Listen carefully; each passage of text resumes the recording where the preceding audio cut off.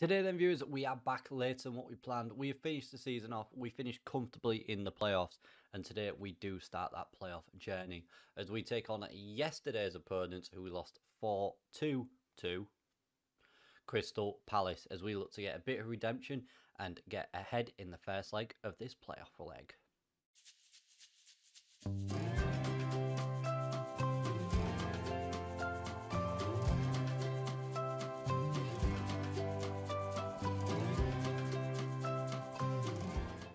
But before we get into it, viewers, we go into these playoffs in good form. We have undefeated in the last 4 games of the season. We followed up that 4-3 loss rather. I got that wrong in the intro.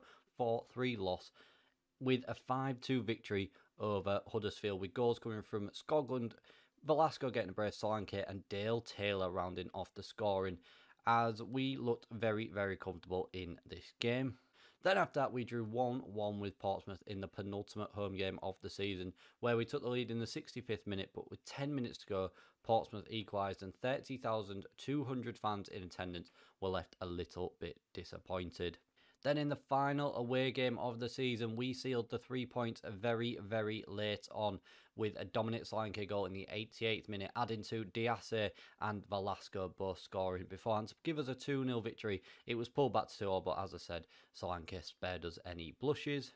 And then in the final game of the season, we beat Coventry 3-0 with Axel scoring, Skoglund and Solanke again late on getting a goal, sending them in good form into these playoffs. Axel has picked up a bit of an injury, and when I say a bit of an injury, he's broken his arm, but we have put some protective medical equipment on his arm, basically a cast, so he can play in these playoff games because he's such a big influence on this squad. So we finished 5th in the league ultimately, 2 points behind Middlesbrough in 3rd, 1 point behind today's opponents Palace, massive more goal difference at 34, but well ahead of Portsmouth who finished in the final playoff place, who we drew 1-1 with towards the end of the season. Middlesbrough have got an advantage over Portsmouth going into their second leg. Let's hope we can get one over Crystal Palace as we go into our second leg. Let's go have a look at the starting 11 and get this playoff campaign kicked off. Here is the starting 11 then, viewers. Walton in goal, a back four of Bryan, Axel, Evans and Perez. Hughes and Wynn in the centre today with Velasco on the left, Solanke on the right and Yabres in behind Skoglund.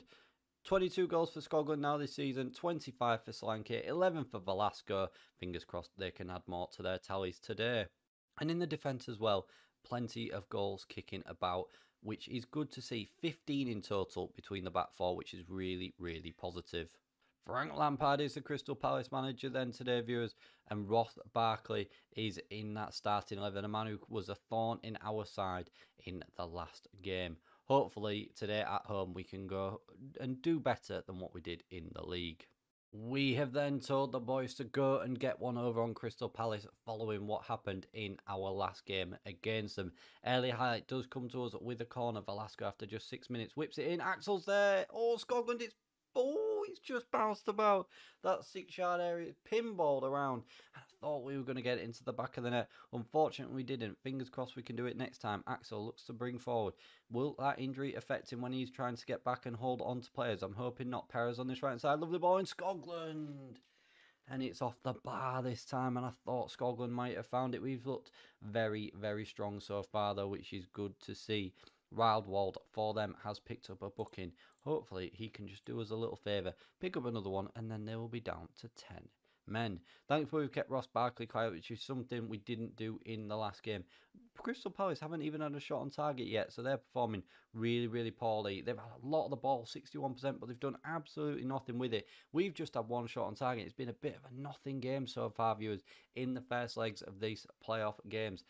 And we're going into half-time with 13 shots to our name, 2 on target, and Crystal Palace have had 1 shot, with it being on target as well. Hopefully the second half brings us something a bit more to cheer.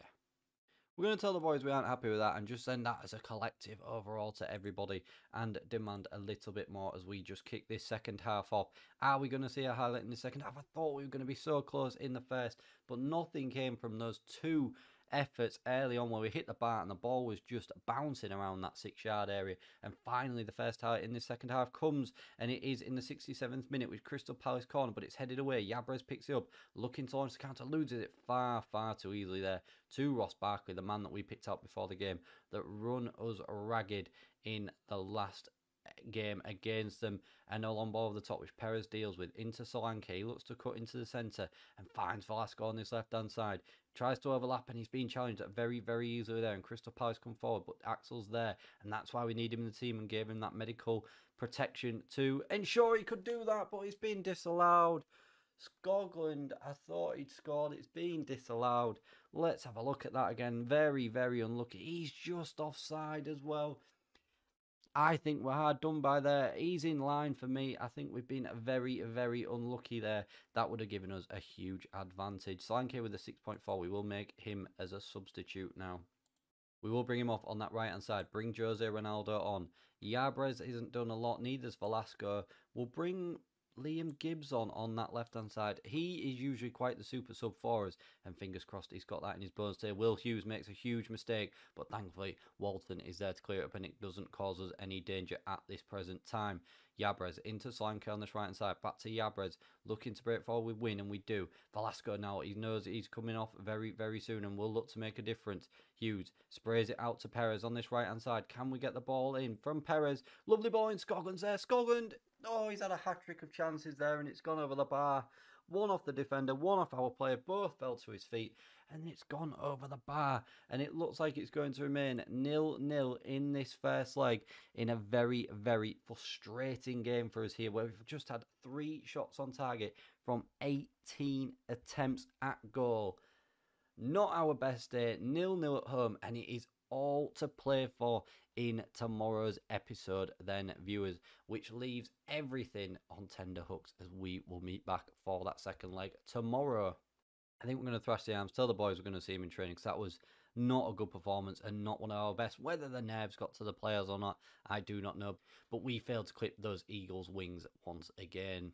We are going to leave it there for today then, viewers, and what we will do is we will come back tomorrow for that second leg of these playoffs. And we will see if we can get ourselves to Wembley to face either Middlesbrough or Portsmouth in the playoff final.